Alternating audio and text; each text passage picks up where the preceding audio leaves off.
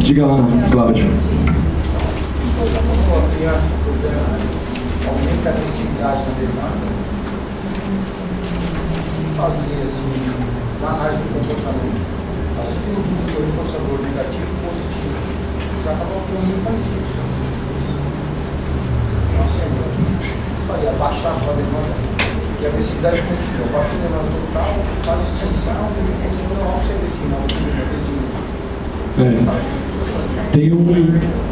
Então depende muito da situação. O ideal é você não deixar escapar quando faz isso, mas às vezes não tem jeito. É muito forte, não tem como segurar. Oi? Isso é uma coisa, né? Se a pessoa começar a agredir você ou agredir a si mesma, tem que fazer contenção física. Para ela não se machucar, para você não se machucar. Mas se for possível controlar, o ideal é reduzir demanda mesmo.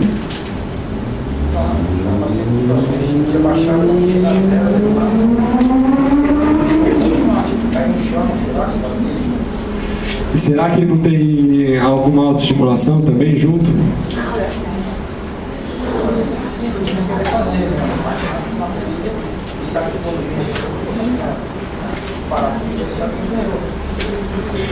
Nesses casos, o que eu faço, eu espero se acalmar e dou demanda de novo.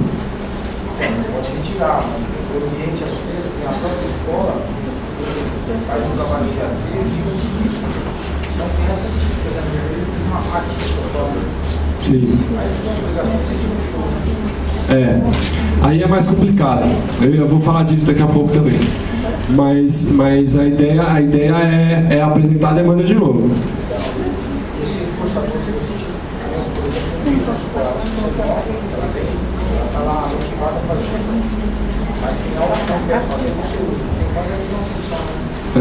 Na verdade, na minha opinião, se a pessoa tem um nível de agressividade contra si ou contra o outro muito intenso, não é hora de ir para a escola. Tem que primeiro resolver esse problema, porque você não pode colocar os colegas em risco. Você dessa forma coloca os colegas em risco, não só físico. Mesmo que a criança só bata em si mesma, os colegas não precisam ver isso, porque às vezes é violenta a coisa. É verdade. Então eu sou contra daí, porque aí você está machucando as outras crianças, ainda que não fisicamente. Então você precisa primeiro resolver esse problema para depois colocar na escola. Não tem jeito. Mas ele pode até ficar dentro da escola, mas não necessariamente dentro da sala, é isso que quer dizer? Mas aí o que ele está fazendo lá? Não, mas aí a lei diz que ele tem que estar dentro da escola, e aí? Mas o quê? Aí a lei diz que ele tem que estar dentro da escola, aí ele não vai, a inclusão, no caso, que não fui eu nem você que inventou. Mas gente, são problemas do Brasil. Eu estou falando que tem que ser feito. Sim, mas a lei diz uma coisa, tem que fazer outra. Quer dizer, pelo menos essa é a minha opinião. Eu não acho justo que crianças típicas vejam uma pessoa se machucando. Mas é o que mais... Não é adequado para uma criança, concorda comigo? Não é legal. Mas na realidade é o que acontece. A escola mesmo acaba mandando. O municipal não pode mandar. Quem entra na sede,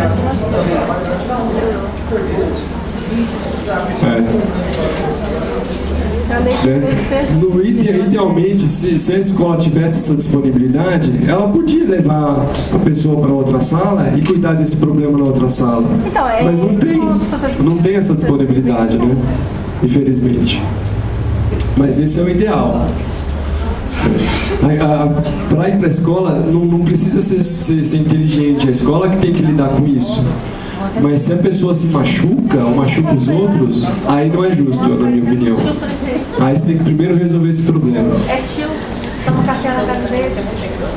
Porque, ainda mais nesse último caso aqui, quando o comportamento de problema ocorre por autoestimulação, tem gente que se bate não para ganhar atenção, não para fugir de tarefa.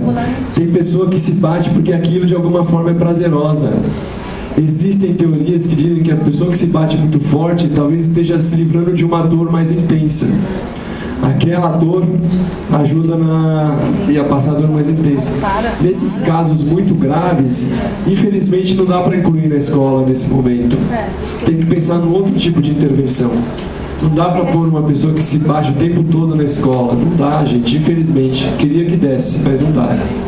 Aí é outro tipo de intervenção, de tentar reduzir a autoestimulação que isso causa, tá?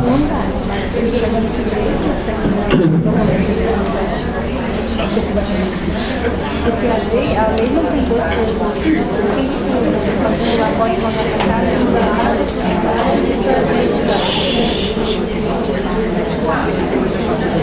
o quê?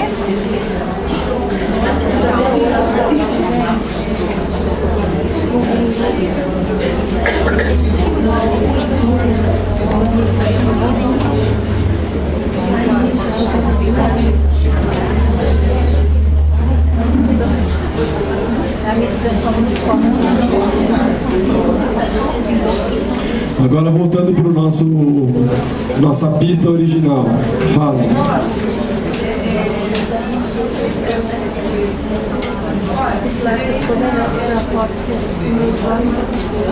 Pessoal, olha, tem gente perguntando, hein? O fato dele buscar o agredir também, e ele não ter uma comunicação tão clara, não pode ser também que ele esteja sentindo alguma dor e não está conseguindo se comunicar, ele está se auto-agredindo para mostrar que está acontecendo alguma coisa com ele?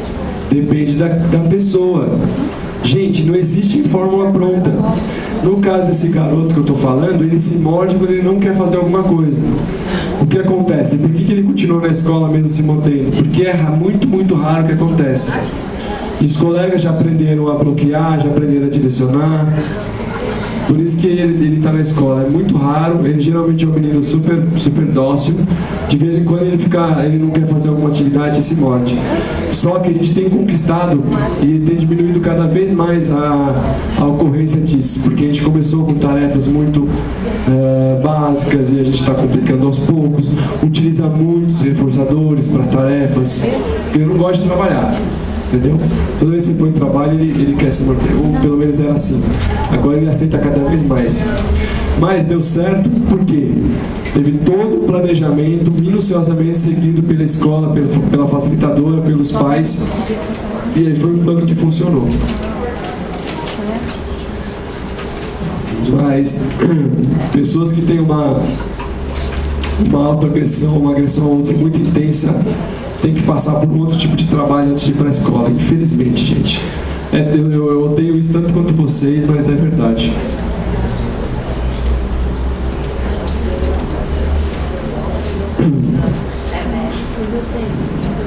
Bom, voltando rapidinho para a escola e os comportamentos e problemas que geralmente acontecem na escola. Um deles é que o aluno não aceita, às vezes tem criança que não aceita ficar parada. Vocês conhecem a história, né? Se mexe o tempo todo. Geralmente o que a escola faz deixa sair para passear, acalmar a cabeça, né? Isso aí você está reforçando o comportamento de não ficar parado de jeito nenhum. Então, tem várias coisas que você pode fazer. Uma das coisas que eu faço inicialmente é criar um sistema onde a criança consegue pedir para sair. Então, um sistema alternativo, igual eu falei. Então, ela pede para sair, legal. Ela aprende que se ela pegar aquela ficha, se ela falar aquela palavra, ela pode sair. Mas em seguida, eu limito a quantidade de fichas que ela tem para sair. Entendeu? Ela tem 5 vezes no dia. Ela pode sair da aula 5 vezes no dia. E aí ela tem que aprender a usar essa ideia. Tem 5, ela está vendo. Ela não precisa ter muitos pré-requisitos. Ela está vendo que tem 5. Quando ela usou, acabou mais um. Ainda que ela não entenda o conceito de 5. Ela está vendo lá. Depois ela puxa, acabou. Vai puxando, vai acabando às vezes. Aí eu vou reduzindo a quantidade de vezes que ela pode sair. Até que ela possa sair 1 ou 2 vezes, o que os pais da escola juntos considerarem adequados. Ou seja, eu vou reduzindo as oportunidades para sair da sala de aula.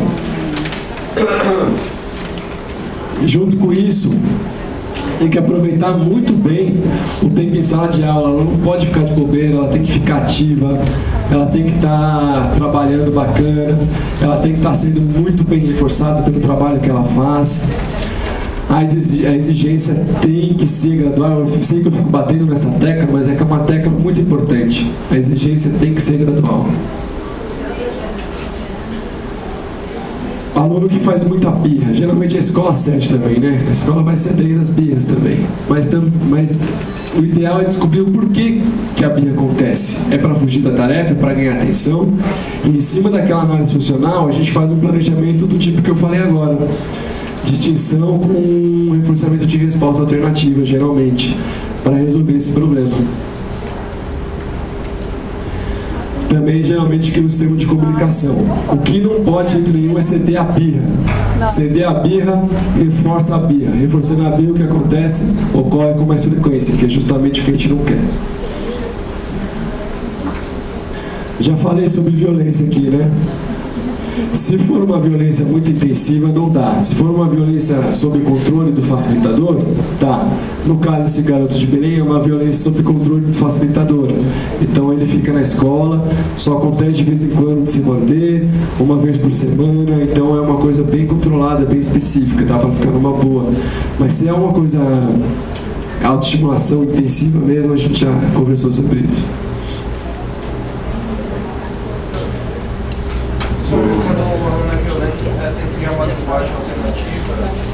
Quando é violento, também tem que ver o que ganha com a violência. Sempre tem que ver o que ganha, e aí você faz a intervenção baseada no que ganha com a violência.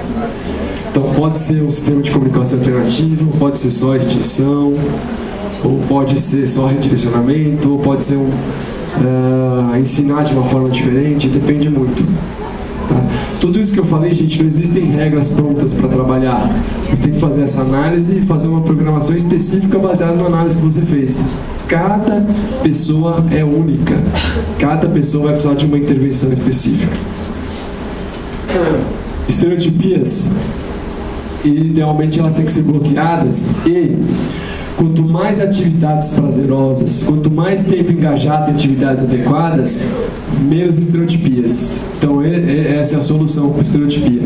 Não deixar ocorrer, mas não é para ficar chamando atenção. Se você ficar chamando atenção numa criança que faz isso, talvez você reforce o comportamento de fazer isso, principalmente se ela gostar de atenção. Então você só redireciona e põe para fazer uma coisa adequada. Com aquele condicionamento de estímulos diversos como reforçadores, você consegue diminuir a estereotipia, porque, como eu falei, a criança passa a ter mais possibilidades, mais estratégias positivas de se comportar, ok? O aluno não acompanha a turma. Essa é a única reclamação da escola, que não é justa por conta de tudo que a gente conversou. A escola tem que dar conta. A escola é obrigada a dar conta. Então não existe isso do aluno não aprende, o aluno não faz as tarefas. Se não faz, a culpa é da escola. Essa reclamação simplesmente não é justa. Já falamos.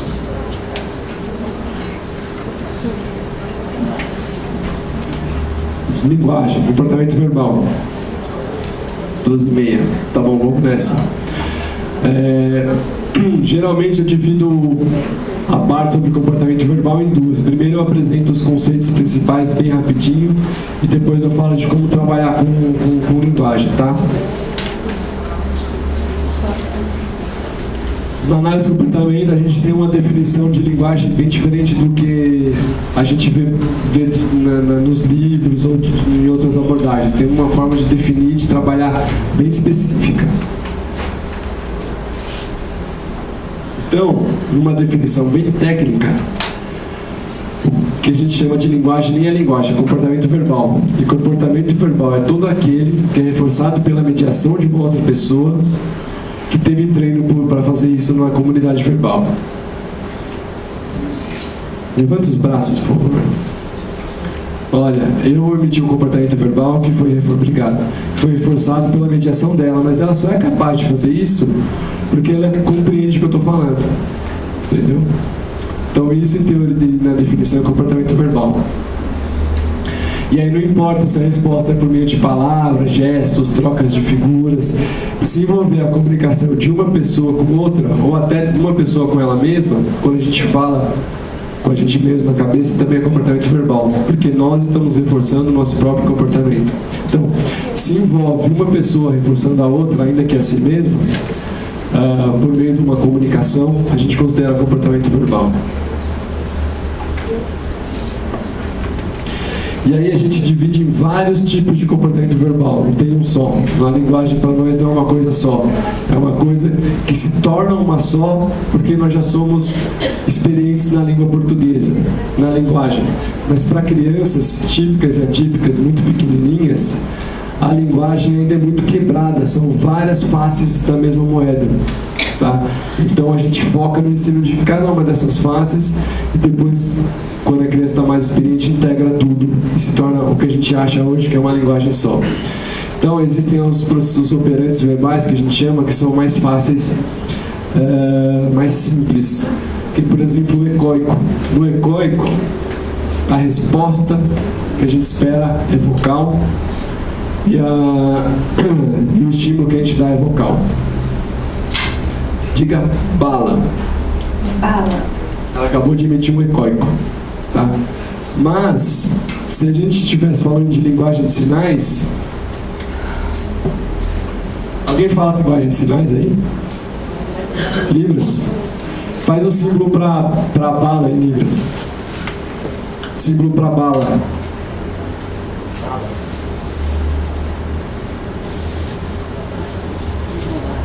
Eu acabei de emitir um ecoico, ok? Não precisa ser vocal. É isso, mais ou menos? Eu acho que é.